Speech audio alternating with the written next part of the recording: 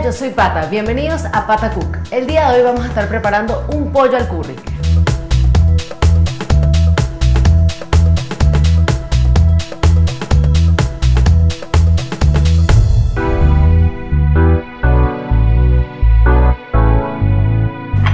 Así quedó nuestro pollo al curry.